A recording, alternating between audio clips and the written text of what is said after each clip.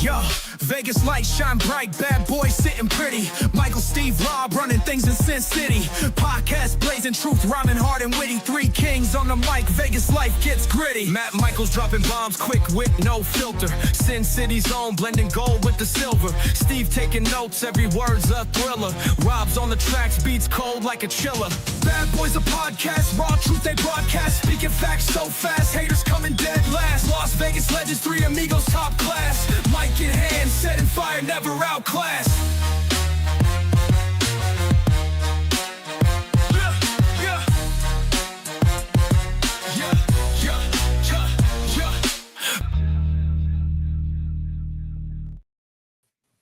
Hey everybody, Vegas Badboyz of podcasting here. Matt Michaels, Rob Busselary, and Sin City Steve. All right, so this past weekend we had ourselves a little Full Gear. All right, new champ right there. I don't think they had enough blood. This was blood and guts, right? Oh no, that was the week before. Right? Yep. Personal preference, man. Personal preference. All right. Main event. What do you think about the title change? I think that it remains to be seen what they do. I found it really interesting that they already took the title off of Hangman after having him on the chase for the amount of time that they did. Right. This is his second title reign. And is it too early to say that Hangman Page is not a compelling champion?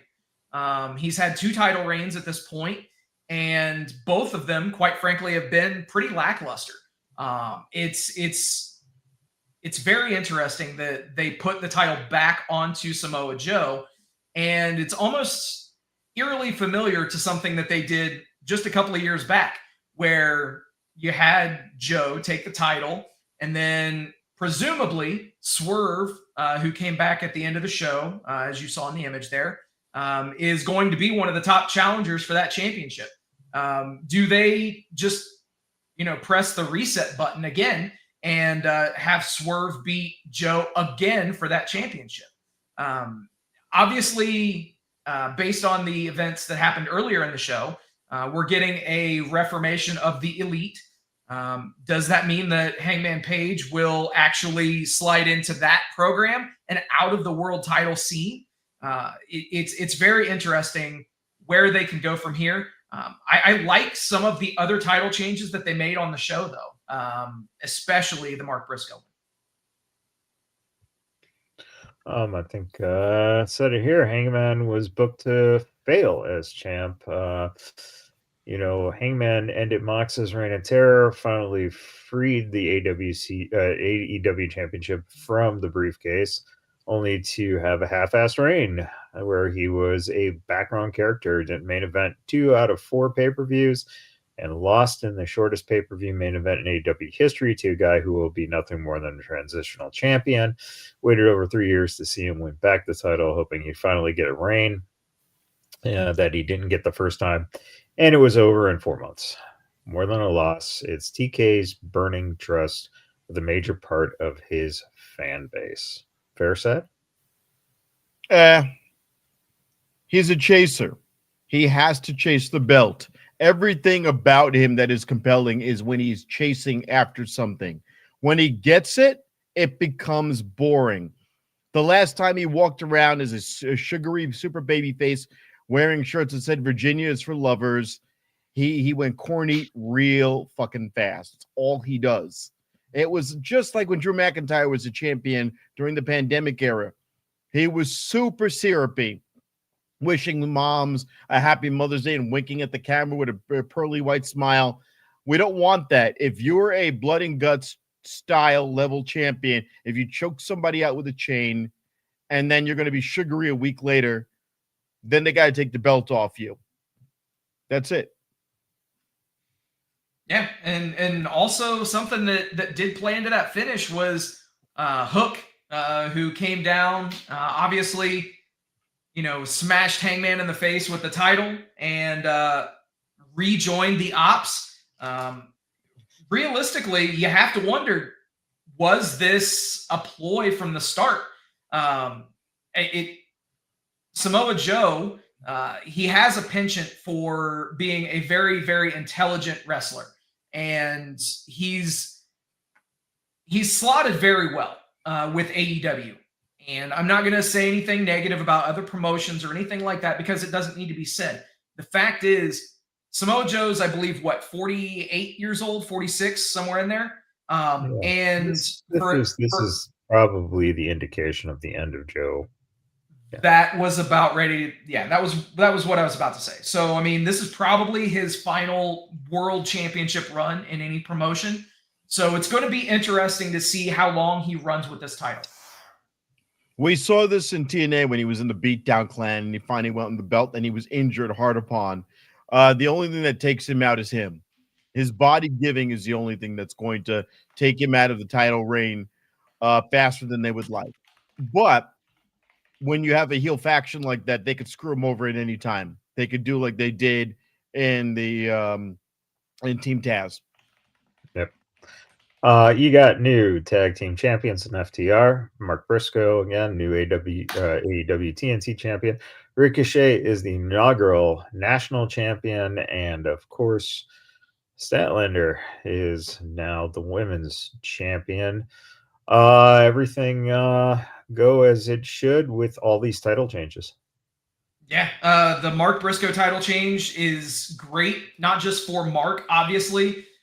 He wins his first singles title in AEW. He was the Ring of Honor World Champion under the AEW purchased Ring of Honor. But this is his first singles championship in an AEW promotion, in the actual main promotion, excuse me.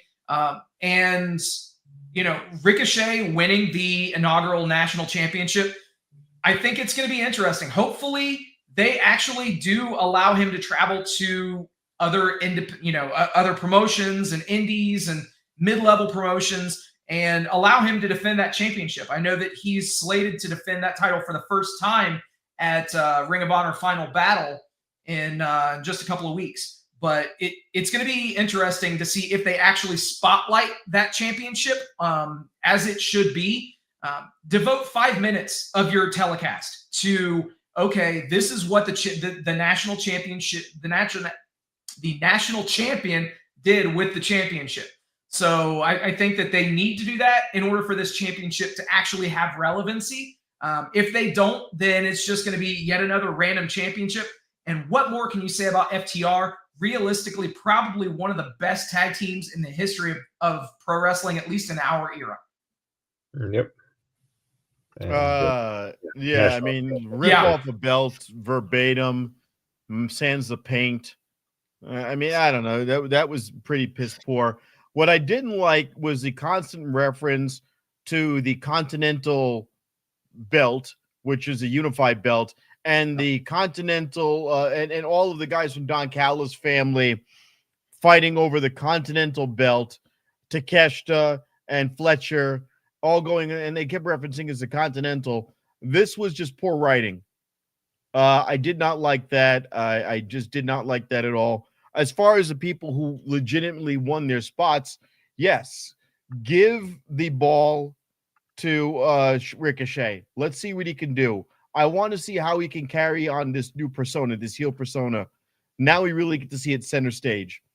I also like that they took out the Hurt Business early on, the Hurt Syndicate, because we didn't want them to necessarily lose. We wanted him to win. So that was good. We didn't want to also have them turn on each other. So they eliminated that whole element right there. Mark Briscoe, yeah, but I don't want him in the Don Callis family. No. I don't want him to be another Daniel Bryan situation like when he was in the Wyatt family and you're yourself, but you're with these people now. And what are you going to do? Oh, I'm going to be a henchman for 2 weeks. And that would have made no sense.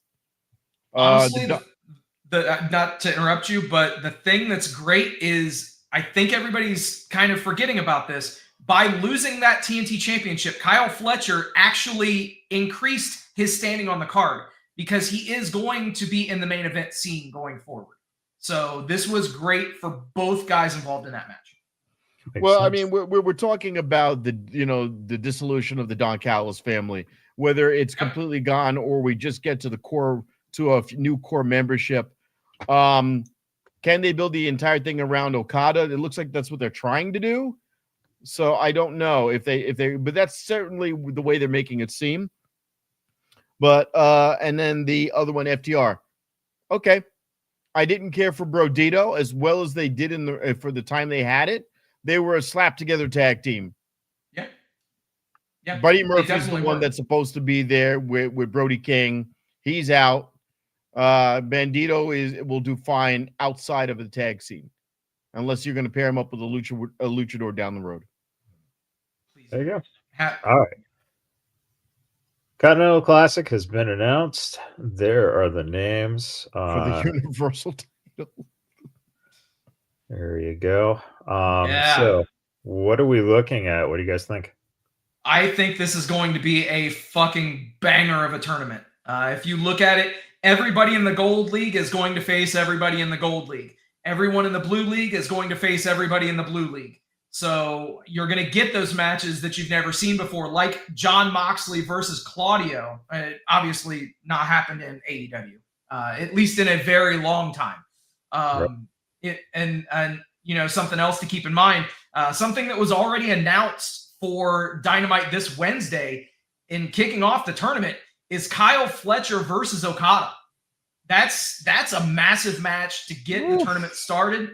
That's going to be a fucking banger of a match. Plus, keep in mind too, what's interesting in that Gold League, Kevin Knight and Speedball Bailey, tag team partners, will actually wrestle one another now as well. Yeah. These gauntlet matches are always there to gauge the fans' attraction to other talent that hasn't had the spotlight per se, or hasn't attracted as much attention. Ripping apart tag teams temporarily or factions is a good thing. Yeah, absolutely. And what we know at the end of the day, it's going to be Okada versus Takeshita. Yeah, it's going to be Okada Takeshita in the finals. To be honest, one thing that's interesting is if you look at the way that Tony books these Continental Classic tournaments, there's generally somebody in the field that eats the pin for everyone else. If I had to guess, it's going to be Speedball and maybe Mascara Dorada, or what could be really interesting is if they have Moxley be the guy to eat the pin and not get a single win in that Blue League. I think that could be very interesting, especially with the rumored usurping of Jon Moxley and the removal of Jon Moxley from the Death Riders. The amazing thing is how many times now we have to see Marina Shafir look at him like he has erectile dysfunction as she carries his carcass out of the ring from losing another death match. Yeah, exactly. She's going to be the one to kick him out of the Death Riders. Mark my words. She's going to be the one to put the bag over his head. If I were to guess who would make the call, I would want it to go to Claudio. He's been too quiet for too long. He could easily lead the group. He's a rugged-looking guy. He hasn't lost like Moxley has lost. And it would make more sense. And then Moxley can take a well-deserved break for a while. I think it'll be Pac, personally. I think Pac is the person that they're building to be the leader of the Death Riders. But Claudio is a very interesting option because he's not been a leader in any of the groups or factions that he's been in. He's always been that silent muscle. So, yeah, that could be a very interesting wrinkle for sure. Well, that leads us to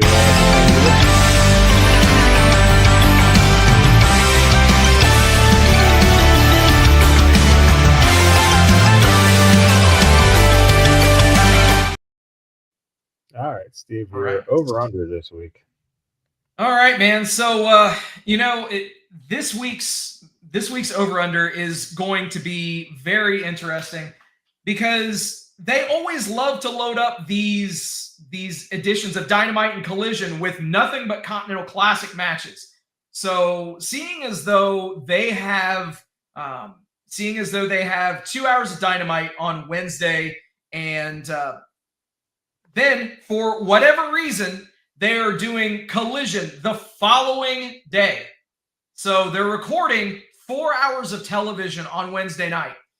2 hours will be broadcast on Wednesday. 2 hours will be broadcast on Thanksgiving night. For whatever reason, yeah, it's Thursday. So you're over under. They're going to pull in under 500,000 viewers on Thanksgiving, and that's being polite. I wouldn't be surprised if they're under 300,000 viewers on Thanksgiving for Collision. So that's your over under for the week. They're going to be under 500,000 for sure. I'm going to make an addendum on that because of you discussing beforehand about the new Nielsen system. They're going to have picture-in-picture of a Hallmark classic movie in the bottom right corner of the screen. And the thing is, that's going to get a higher rating than the fucking wrestling will. Yeah. Yeah. There you go. All right. SmackDown, Axiom lost his mask. That was kind of the biggest thing that happened there. On Raw. Yes. That was the best. There. That was the biggest thing. He laughed about it. Yeah. Oh Yeah, yeah, he man. did. And that was the best part about it, is that he actually laughed about it.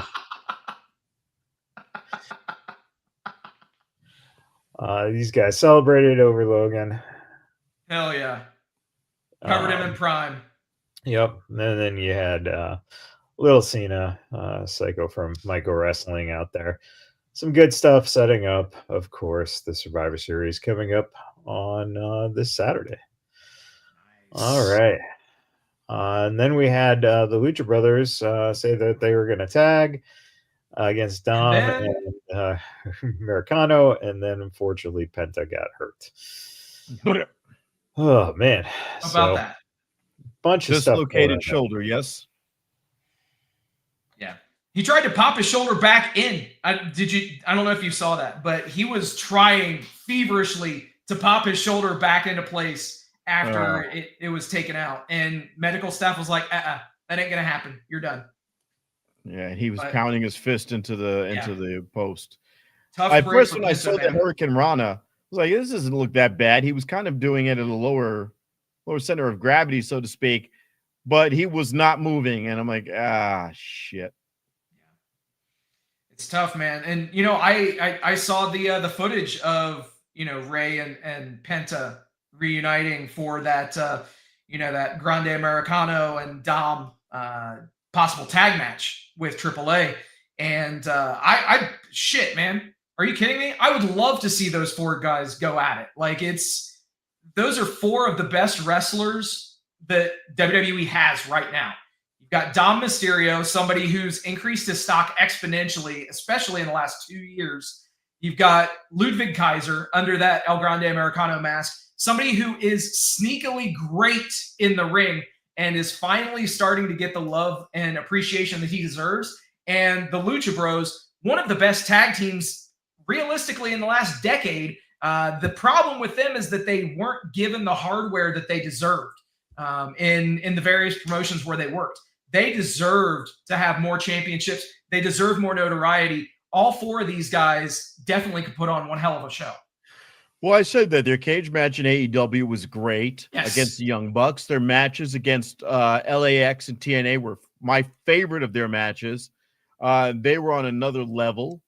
Everything that they've done has been just gigantic. And I don't think TNA budget-wise, but AEW didn't skimp on any promotion for them when they were the champions.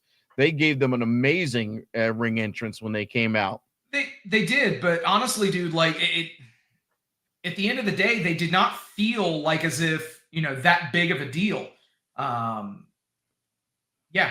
I think that's more AEW as a whole. That's a whole nother conversation. But when that match happened and Penta's mask was bloody and tearing off his face from being hit in the head with, Jordans turned into homemade cleats. Yeah. It was a fucking phenomenal match. I was excited. What the hell? Yeah, man. So the crazy thing with with what we're doing right now with this this tag match is, you know, I think that this needs to be stated too, that, you know, everybody can benefit from all of it. And it's going to be interesting to see what they choose to do and how they choose to go about doing things, as it relates to, you know, If he's getting trying everybody over. if Yeah. he's trying to pop his shoulder back in, Oh, dude. Yeah. and he does not have a torn rotator cuff, just a dislocated shoulder, that is a minimal time loss, I'm hoping. Yeah. Dude, yeah, it shouldn't keep him out of action for too long. But unfortunately, I think that it might. It all depends on how stringent the doctors Right. and the medical staff want to be. Well, here's my logic on that. Yeah. As much as you would want to see Dominant and Grande Americano, and that makes perfect sense. They helped each other. He got him the belts that he did. I would rather see Grande Americano tag with Grande Americano. Yeah. By the time whatever, I like that idea. yeah, because eventually Chad Gable comes back. Is he Chad Gable, or is he going to, or do you break kayfabe and go, hey, behind the scenes, you see him argue with Ludwig Kaiser going, all right, you can leave now. I'm taking this back. How do you resolve that? What are your thoughts? I mean, I think that there's definitely the possibility for some interplay between the two guys, because realistically, you know, what's going to happen with this, you've got a built-in pre-baked feud between those guys. As soon as anything happens, if they choose to go in this path with with Kaiser, if Kaiser gets unmasked, or, you know, if Gable puts the mask back on and then he gets demasked, or whatever the situation is, it depends on how quickly they want to be able to run with things, and how they want to make everything mesh. So that's going to be Bionic Scoop thinks he's going to be back because that they've got time. Yeah. So what are we talking about? 3 weeks? Just around the 3-week mark? Probably about a month, yeah. So you might be able to rehab his shoulder. It would also build some. You could see. Here's what I would do now. If you think you could rehab this guy within the month, then here's what you do: you make fun of him nonstop. You go after Ray Phoenix. You call him out. You gotta know on the back end, though, behind scenes, you gotta go, hey, look, can we recoup this guy? Fine. Let's milk it for as long as we can, and then pop him at the very last second. Yeah. And actually, Bionic Scoop mentions, you know, that the match isn't until the 20th. So if it's just a separation, then it should be good. Because if the calendar lines up, that's perfect. That'd be a perfect fit. And you could and makes for more drama. Because to be honest, I don't need Penta for 3 weeks. He really serves no purpose right now, which is also sad, because it also says about the value of his character in WWE, since this is a AAA match, no less. Yeah. We always talk about AEW. What has WWE really done for this guy? Nothing as of yet, man. They put him in a cricket commercial, and he has lost to Grande Americano. And let's be honest, you're not going to unmask Grande Americano. Right. The only way you can make that unmasking satisfactory is if you unmask Grande Americano. If you unmask Grande Americano, and then, hey, match ends, and again, Chad Gable comes out as Grande Americano. That's what you have to do to make it make sense. I can't imagine it any other way, but having Chad Gable show up as Grande Americano after you unmask Ludwig Kaiser. But we've had a lot of stuff go on as far as this John Cena final match. And I guess the question is, does he lose the belt? Does he lose his newly acquired IC belt? I don't know that he does. I'd like to hear from you, like Bionic Scoop, what your thought is. I think he holds on to that and then loses it on his final match. Steve, what say you? Sorry, what was that? Now, John Cena, does he lose his IC belt to Dom, or does he lose it on his final match? So I honestly, I think that it would be a very interesting hook for what's going to happen after he leaves. So yeah, I don't think that he loses the title back to Dom. I think that would be the cleanest way of doing it, but I don't think that's what they'll end up doing. I think that he will actually carry that title all the way, until the end.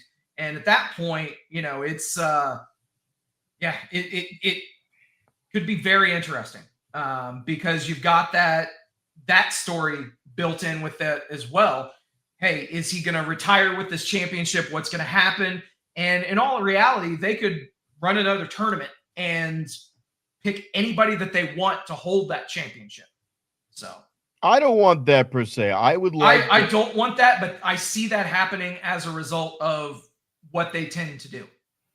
I wouldn't want there to be another fucking gauntlet match and Cena walks off into the sunset with the IC belt.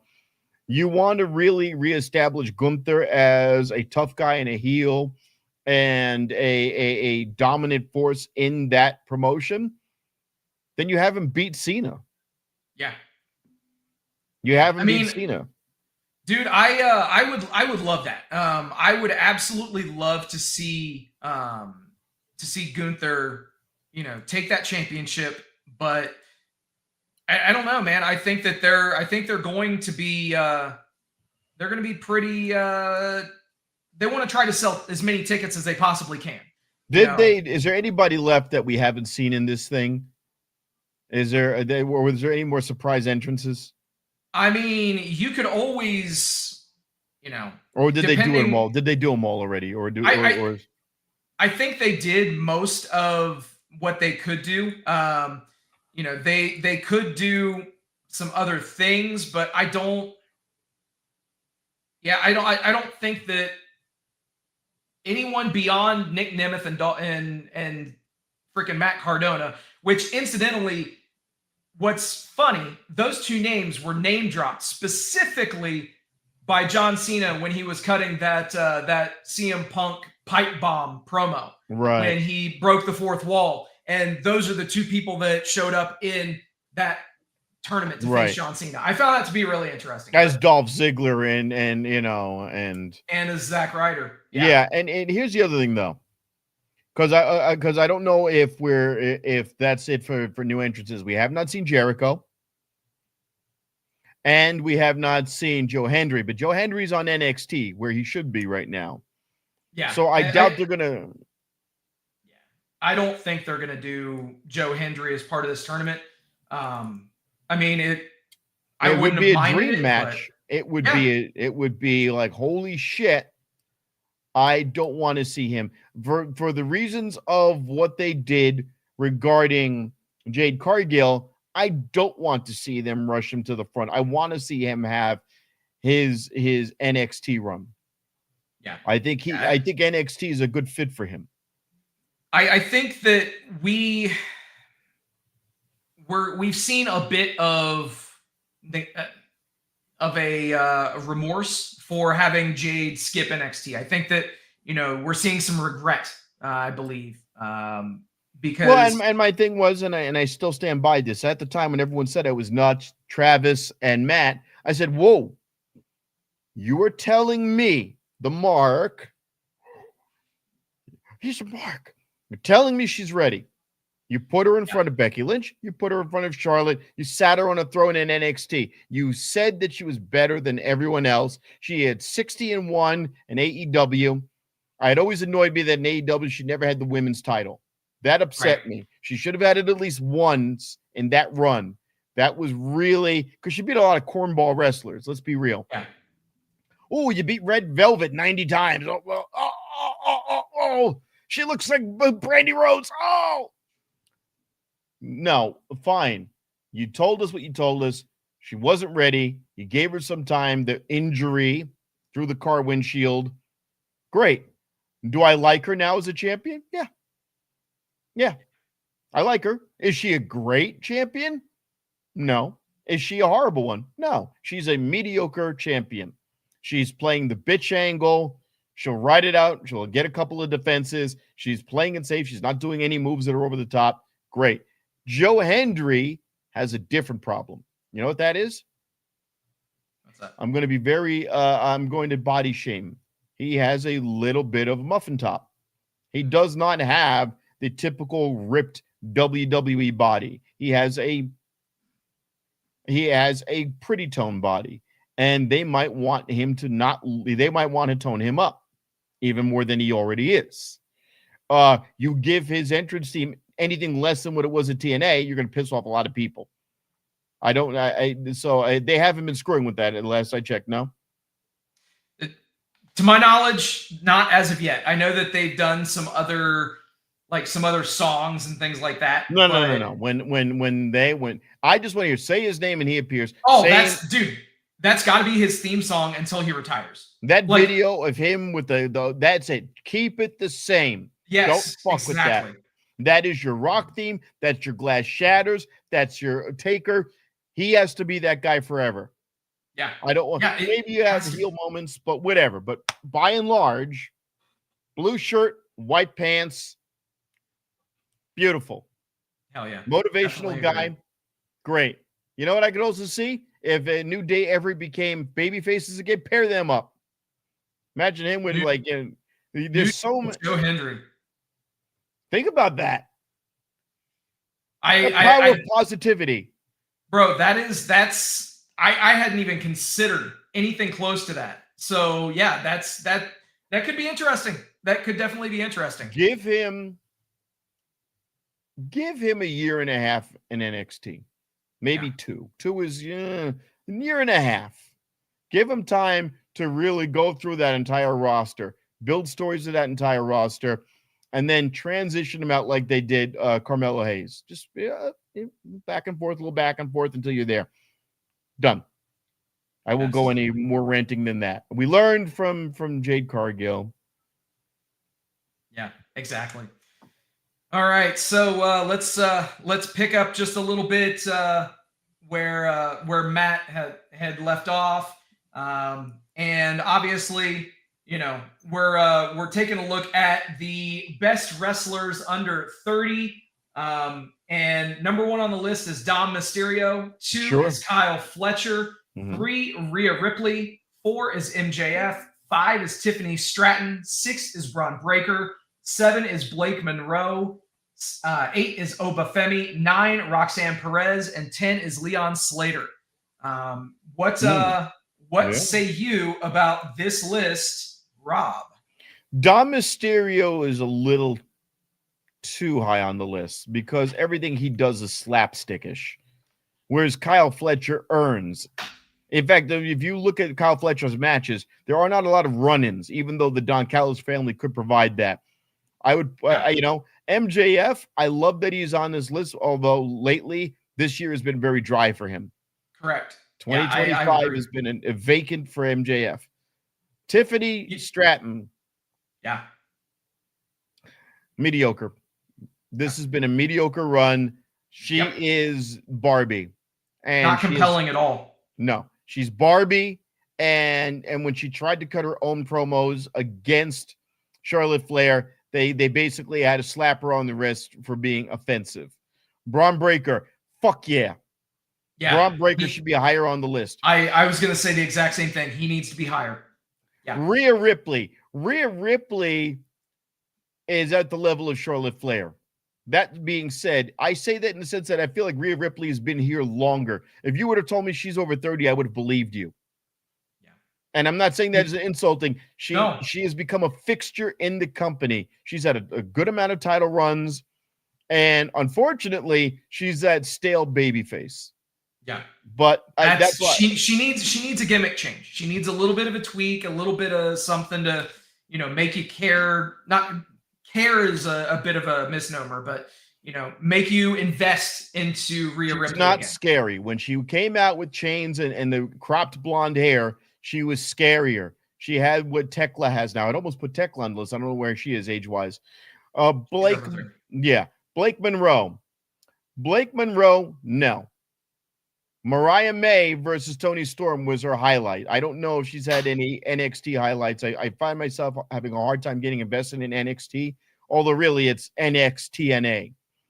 Yeah. Obafemi, yep. Obafemi's a savage all the way around. The number is about appropriate. Roxanne Perez, no. I don't like Roxanne Perez.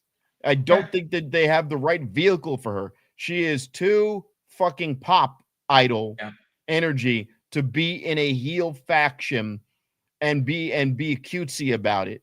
It doesn't work for me. But that being said, she is wrestling well. She deserves to be there, and she is basically where her replacement was there. She was replacing Liv Morgan, and she is done better than Liv Morgan did when Liv Morgan came in with the Riot Squad, and Liv Morgan was just there to be basically Harley Quinn. Liv Morgan was Harley Quinn. Yeah. That's what they did. They cast her as Harley Quinn. She was a background person. Roxanne Perez, they shot her to the front. But if we get rid of Roxanne Perez's tag partner, what are you left with? What are you left with if you get rid of Raquel Rodriguez? Because now she's got to do it all on her own. Would she be compelling enough? No. And also, you know who's absent from this list, although they put a lot of time into her, Lyra Valkyria. Yeah. That's another one. Well, I mean, they can only put so many WWE names on there. Well, but that's the thing. It's all right. That was a joke, by the way, if you're listening. Yeah, I know. Leon Slater. Yay, TNA. And a well-earned one. He beat Moose. Dude, absolutely. His matches have been great. He earned it. Leon Slater is a great wrestler. He does not have a persona. Rhea Ripley is a persona. MJF is a persona. Tiffany Stratton, meh. Braun Breaker is a persona. Dom. Kyle Fletcher, he isn't. Kyle Fletcher is, his gimmick is he's not famous yet. That's what proto-star means. You're not a star yet. That's a weird gimmick to have. Even after you've had. The crazy thing is, I mean, as we've already established on this show, he's going to be positioned in the main event now. So he's realistically, you know, and I know it's a bit early for our predictions episode, but I could easily see him holding the AEW World Championship in 2026. No, but here's the thing. Who was it that he said he was not a carbon copy of? Bingo. Will Ospreay. How do you separate him from Will Ospreay and separate him from the Don Callis family at the same time? You have him win the World Championship. This is the thing. He's not a chaser. So here's my question, and no promotion does this, and it angers me. Why do I have to be part of a faction to be a heel? The only one that is actually experimenting with this is maybe Okada, but he's not, because he's on the good side of the Don Callis family, where Takesha's on the out. Why can't Kyle Fletcher be an even bigger dick? Why can't he be The Rock? Why can't he be the one to break off and just be that obnoxious and just assume that you love him and demand it? Yeah. Okay? There's wrestlers right now like LA Knight who are kind of on the edge where they were like that. And they're not right now, and now they're stuck in limbo. Kyle Fletcher needs to get to that next level and break out from the pack in a major way. Yeah. He could do it. I definitely agree. And you know, it remains to be seen what happens next year, like what I just mentioned. But I think we have to make mention of this. MJF is a former AEW World Champion, and he's at number 4 on this list. Honestly, if we go off of championships, he's a men's world champion. And as far as I'm concerned, outranks an Intercontinental Champion, a TNT champion. The only reason I wouldn't have him as number 1 is because he's had an abysmal 2025. This year has been he played second, third, fourth, fifth. He played fourth banana in the Hurt Syndicate, which made no goddamn sense. It was entertaining, but it did nothing. And also, if I'm not mistaken, does he still have his contract? What? Yes. MJF. Yeah. He still has it because of the shenanigan bullshit. So he could easily cash in at any time.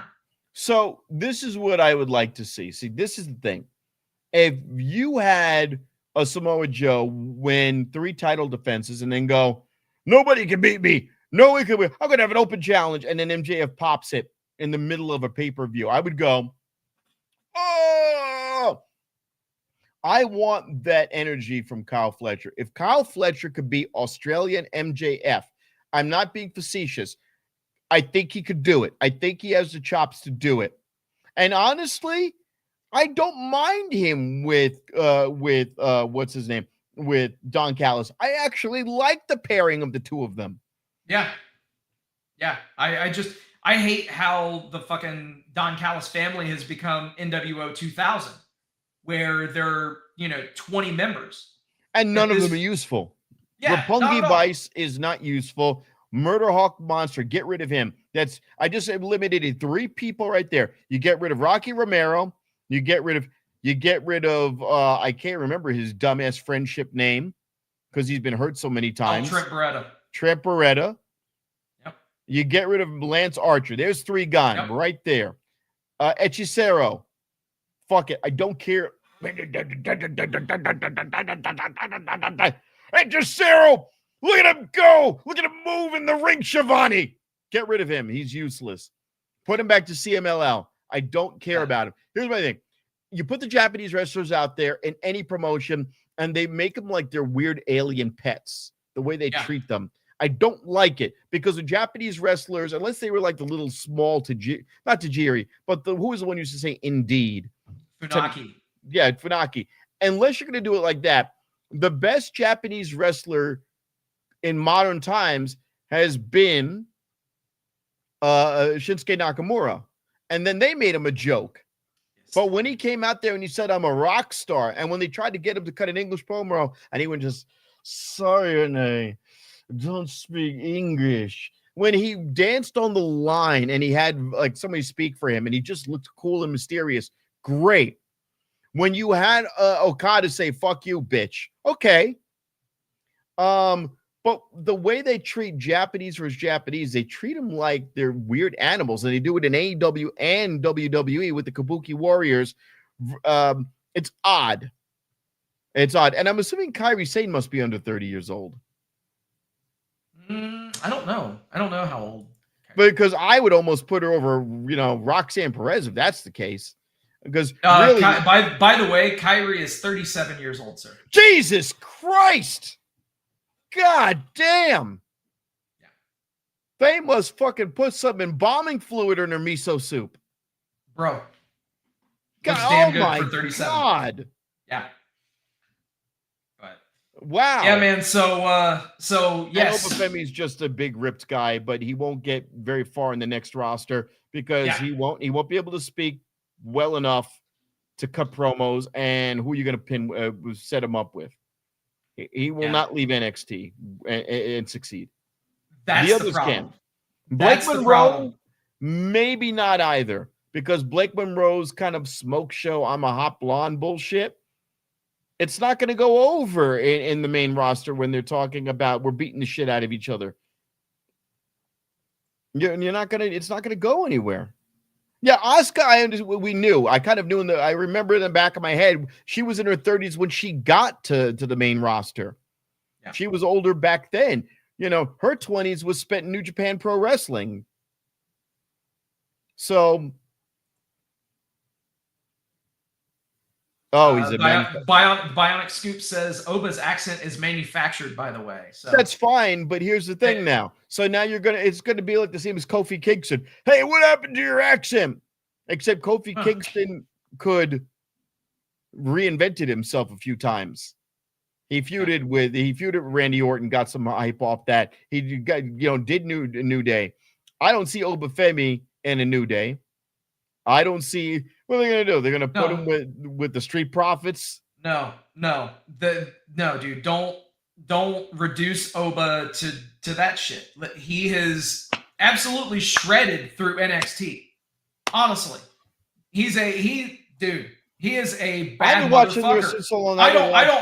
I don't religiously watch that show, but I've seen clips. I've seen enough to know that Oba Femi's a bad motherfucker.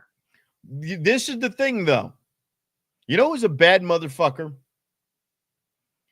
A bad motherfucker is Bobby Lashley. There's an old picture of when he was in the ring with Stone Cold. Oh, yeah. Do you know the difference from that Bobby Lashley to now? He's got an elbow pad on one arm. He's got alopecia, so his eyebrows are tattooed on. And instead of wearing gym trunks in the ring, he's got full leggings. That's it. He looks exactly the fucking same.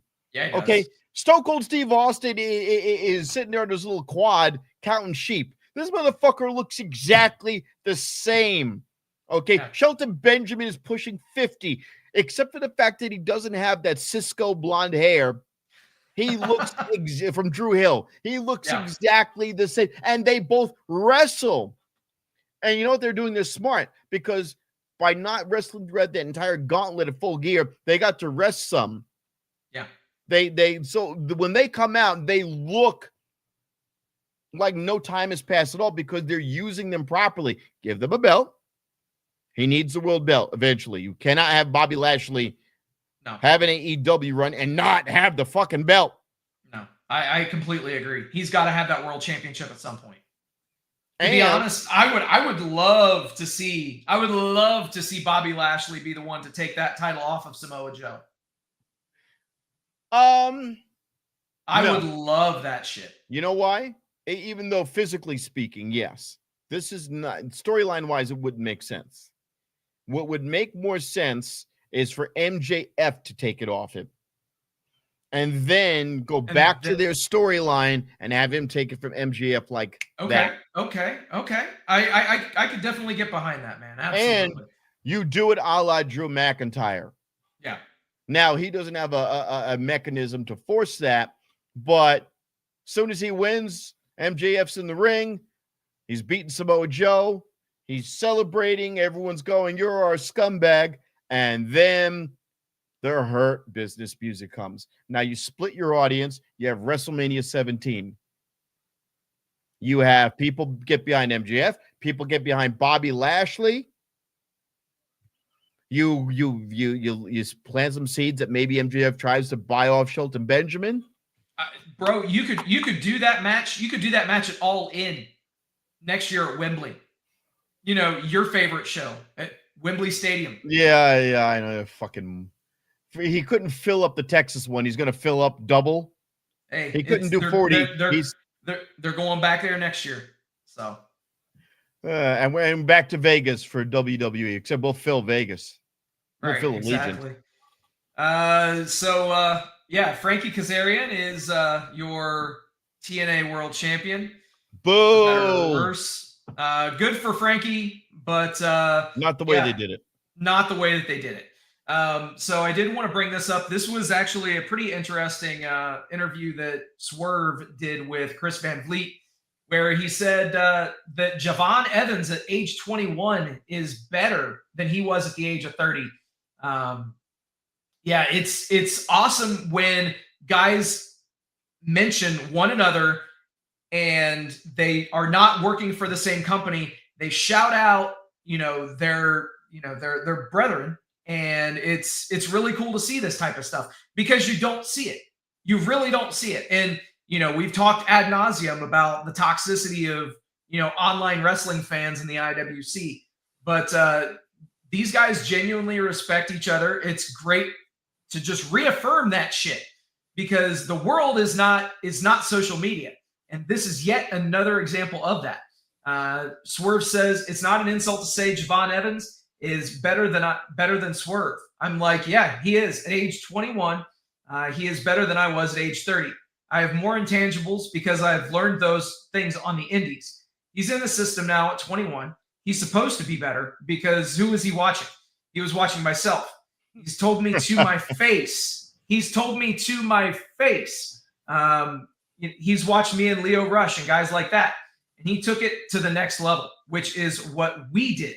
like Ricochet watched the same guys. He watched Rey Mysterio and took it to the next level because that's what evolution is supposed to be. I have all these other intangibles that just make me me. I can't wait to find the intangible that he finds that makes Javon Javon. I can't wait for him to find those things. So awesome praise given there by Swerve Strickland to Javon Evans. The thing with referencing Rey Mysterio to me was a lot of the persona is the costume.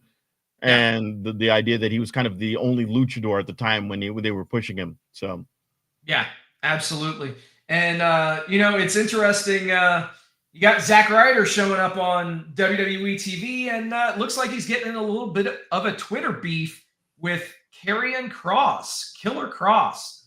So, pretty interesting there. Matt Cardona saying Karrion Kross also alleges that he beat Cody Rhodes and John Cena at merch. GTFO, he also wears a wig, so shots fired. But wait. He's saying that he's saying that Kross wears a wig.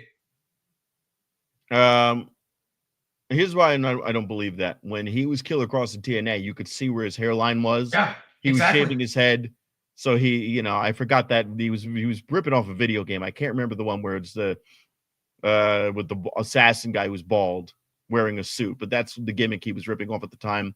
Yeah. I cannot remember. They made it into what? Hitman. Yep. Duh. Yeah. Something so obvious was right. Agent 47. Yeah, that's what he was going for. That's the gimmick he was doing back then. When I saw him with a full head of hair, I was actually surprised. I was like, wow, okay, he didn't need to do that. Here's the thing. This is Rich coming from a guy who said he would never be Zack Ryder again. He'd be sick to hear that music. He ran his mouth. So you're basically telling us it wasn't that you didn't want to be Zack Ryder. You couldn't be Zack Ryder.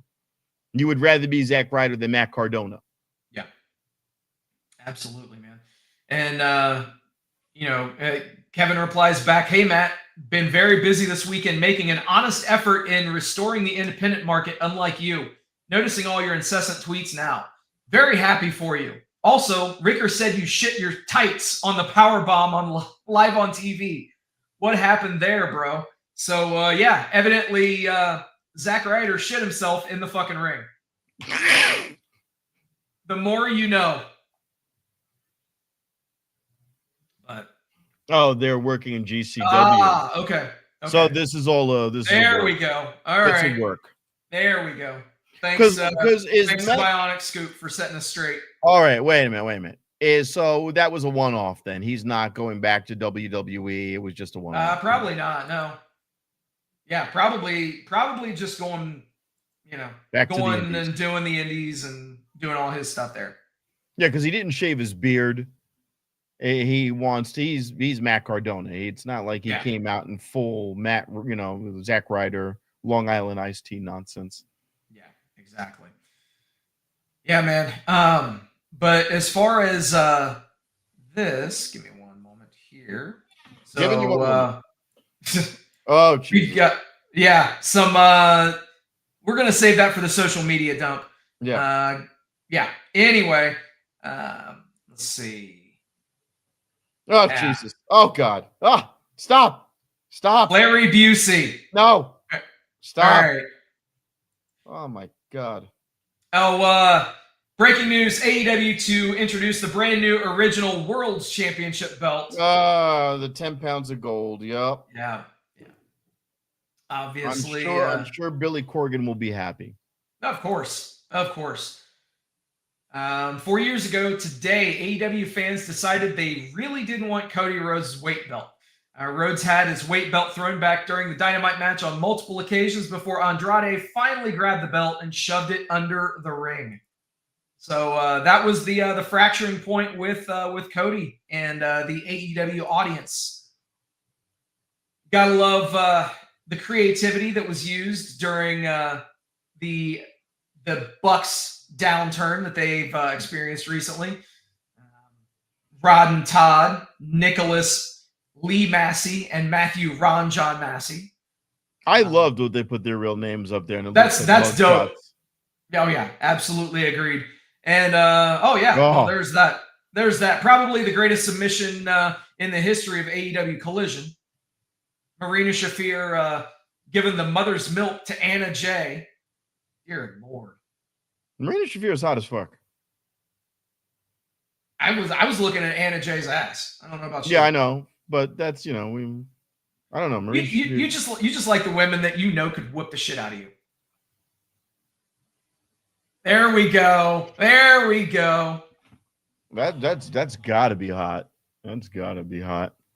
Hell yeah, man. And speaking of gotta be hot, I think we might know somebody who knows a thing or two about being hot or being Well, I around heard hot that women. I've been told that on good authority that Donald Trump is indisposed. Oh, really? Yes, and that a presidential message will be coming from former President Barack Obama. Fantastic. Well, let's go to Barack Obama.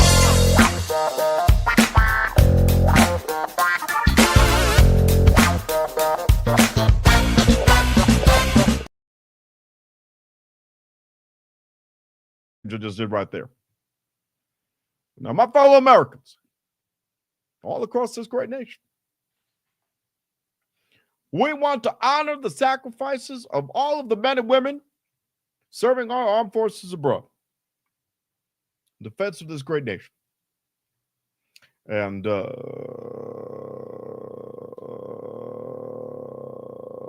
each and every one of you, I want to say a happy Thanksgiving. This is going to be a joyous time to be with your family and to understand what the American dream is really all about. And just like all of the beautiful women across AEW and WWE, we have to acknowledge some promotions that don't get to happen, Anna Jay, or Roxanne Perez, or the beautiful Mercedes Moné. Because just like a wrestling promotion or Thanksgiving, it's about the white meat and the dark meat. One turkey, white meat, and the dark meat. And all of the different wrestlers and all of their different styles is the seasoning that makes a promotion work. Now, if I were to run a promotion, you would have a Mercedes Moné. You would have an Anna Jay, Harley Cameron, Oscar. But President Trump, he doesn't have beautiful women. He buys beautiful women, and he doesn't have the seasonings because in a Barack Obama Thanksgiving, I've got greens, beans, potatoes, tomatoes, lamb, ram, hog, dog, chicken, turkey, rabbit. You name it. You name it. Donald Trump don't have seasonings. Donald Trump doesn't have slap your mama. Ain't got Danos. Doesn't have paprika. No smoked paprika. No Italian seasonings. No Mr. Dash. And you know that. Michelle. Malia. Sasha. That when we season our food and we season our rosters, it's when the champions really shine. And just like Mercedes Moné's got 12 belts, I've got 12 herbs and spices of my food. It's going to be a happy Thanksgiving in the Barack Obama household and a happy Thanksgiving in yours too. Thank you all, my fellow Americans. Thank you, and God bless you, and God bless the United States of America. There you go. Very heartfelt message from former President Barack Obama. Let's go take a dump.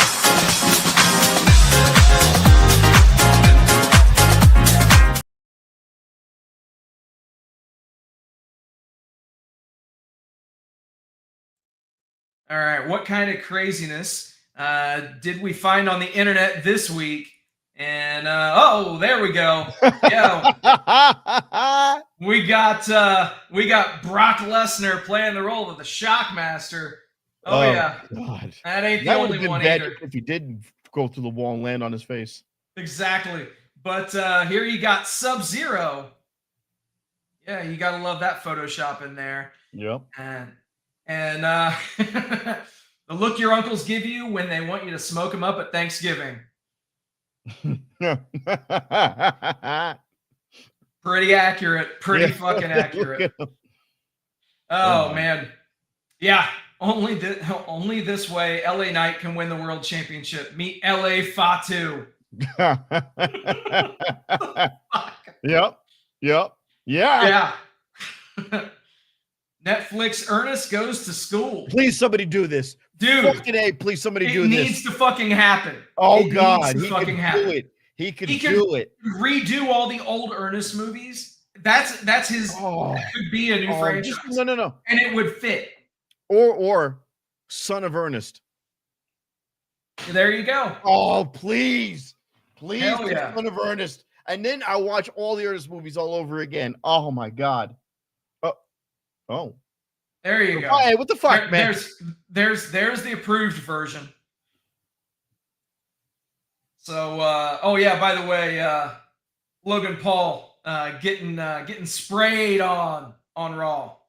Yeah, that's looking. Yeah, that was weird. Yeah, I don't know. That was a little. Yeah. Anyway, and he's the most twink of all of them. Right. Exactly. You got the bad guy Razor Ramon. I like that. Yeah, that would have worked. Yeah, agreed. How about Rudderbean? No. All right. What about CM Punk? Yeah, not bad. And he probably has all his teeth. Yeah. Macho Dan, Randy Savage. That was good. Yeah. Hardy Boys.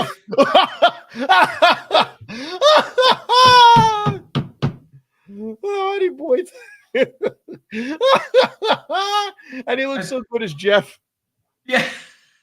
It just works. It works so well. That's so good. Absolutely, man. Matt's not bad, but Jeff is just spot on. It's spot the fuck on, and man. Imagine him doing the dance, but he's just doing it all out of beat. Oh. That'd be perfect. Well, fuck you. Man. I'm doing the dance good. Speaking of doing the dance, brother, why don't you tell these fine folks where you're going to be this week, how they can interact with you? It's going to be a busy week. So tomorrow, there's a thing called Johnny's Bucket. It is a comedy show on the style of Kill Tony, and it is normally in the mid part of town. But tomorrow, I'm not going to give the other place a plug. I'm giving my spot a plug. Ola Abibi, 11:15 South. Hey, we talked about him earlier. Yeah. We talked about him earlier. Yeah. Ola Abibi? Yeah. NXT champion. No. So Ola Abibi is a spot. It's in the Arts District. It's basically the street after Main Street.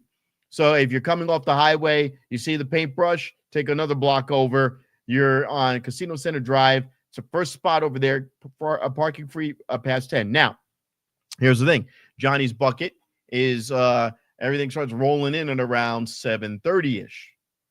Okay? Normally not at that location, which is important because after Johnny's Bucket is always the spotlight with the 4 horsemen of comedy, which is myself, Lex Las Vegas, Mike Stiggs, and Khalil Mack. That show's going to come hard upon. So you literally have 2 back-to-back comedy shows under one roof tomorrow, which is going to be fucking great. And they're free shows.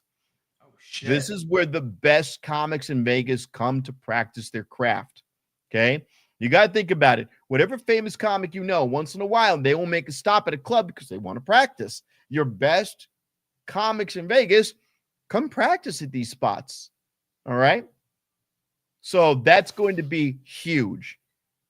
After that, your boy Pressed and Clawed and Scratched. On Friday, I'm going to be on 2 shows again.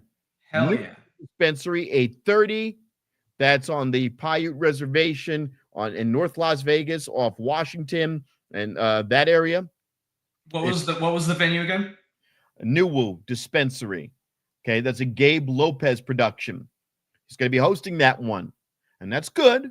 We like New Full house. You got about 100+ people. However, you want to be in the Dirty at 12:30 at South Point at 12:30 a.m. and I will be on both shows.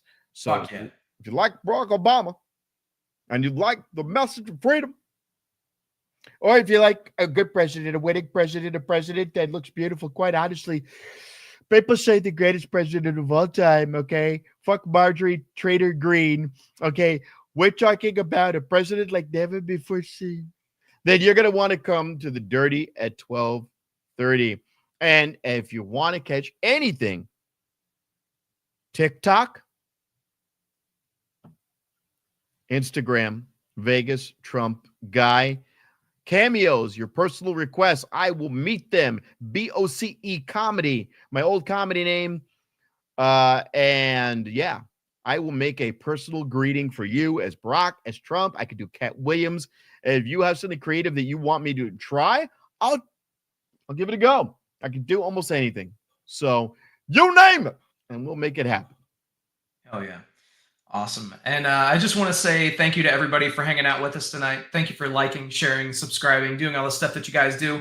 We appreciate each and every one of you. Also, a very special thank you to all the brave men and women serving this country. I am a real American. Fight for what's right. Beer is my right. Whether you're doing it on lands, foreign or domestic, thank you for doing what you do so that we can do what we love to do. And last but not least, repsports.com, ppsports.com. Go there for all your pre-workout, weight loss, and general energy needs. Again, repsports.com. Use promo code Vegas at checkout and save yourself 10%. When they saw my PP at the gym, I got in trouble, but not this time. Oh, shit. They held back on a lot of what they could do. Dude. Gotta edit that part out. Just gets me every time. They held every time. Every damn time. But anyway, guys, thanks for hanging out, and we'll see you guys next week. And yeah. Did any of you have a great time tonight? Yeah. With that, everybody, thank you for hanging out. We'll do it all again next week. Till then, happy wrestling. Rolling up the strip under neon lights. Podcast mics glowing in the desert night. Matt and Michael's leading with the swagger tight. Sin City Steve right by your side. Alright. Rob Butcher Larry dropping truths, no fear. Broadcasting stories, make it loud and clear. From the Fremont edges to the Bellagio sphere. These bad boys rule, let me make that clear. Vegas bad boys, tearing up the scene. To Matt Michaels and the Vegas Boys of Podcasting, this is John Cena saying thank you so much